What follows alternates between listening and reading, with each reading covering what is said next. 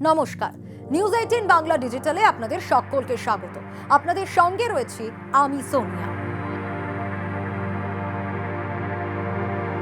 আজ জানাবো 1971 সালে প্রতিষ্ঠার পর থেকে তিনটে বড় মাপের সেনা অভ্যুত্থানের সাক্ষী হয়েছে বাংলাদেশ।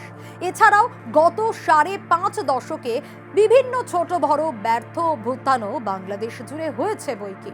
শেষবার 2007 সালে সরকার গঠনে হস্তক্ষেপ করতে হয়েছিল বাংলাদেশ সেনাকে, তবে সেটা সরাসরি নয়। নিশ্চয়ই মনে হচ্ছে আজ শুরুতে এসব কথা বলছি কেন? বলছি কারণ অন্তর্বর্তী সরকার তো শপথ নিয়েছে, আর শপথ নেওয়ার আগে শোনা গিয়েছিল সেনা শাসন বাংলাদেশের মানুষ বেশি দিন মানবে না।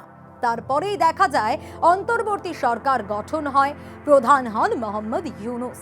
কিন্তু প্রশ্ন উঠছে, তাহলে এখনো কেন শিবিরে ফিরছে না বাংলাদেশ সেনা? কারণ জানালেন সেনা প্রধান জেনারেল ওয়াকারুজ্জামান। তিনি বলেন, খুব তাড়াতাড়ি পরিস্থিতি যখন পুরোপুরি স্বাভাবিক হবে, পুরোপুরি স্বাভাবিক হওয়ার অপেক্ষা করছেন তারা।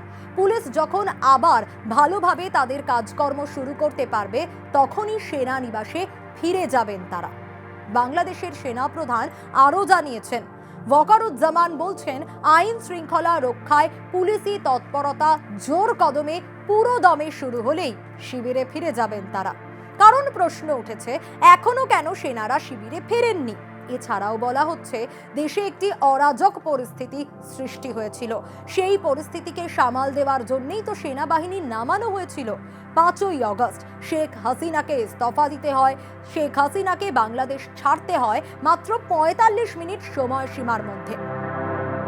আর তার পরের সময়টা প্রত্যেকেরই জানা। এখানে নানা ধরনের অরাজক পরিস্থিতির কথা বলেন সেনা প্রধান। বিভিন্ন জায়গায় লুটপাট, আগুন লাগানোর মতো ঘটনা, পুলিশ বাহিনীর ওপরেও আক্রমণ হয়েছে, সে কথাও জানানো হয়। আর এই পরিপ্রেক্ষিতেই সেনাবাহিনী কাজ করে যাচ্ছে। তাই এবার পরিস্থিতি স্বাভাবিক হওয়ার অপেক্ষা।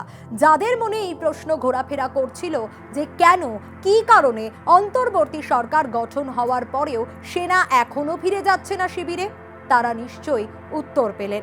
বাকিটা সময়ের অপেক্ষা। প্রত্যেকটা আপডেট তো আমরা আপনাদের সামনে তুলে ধরবই, তবে সব খবরের জন্য আপনাদের নজর রাখতে হবে নিউজ 18 বাংলা ডিজিটালে।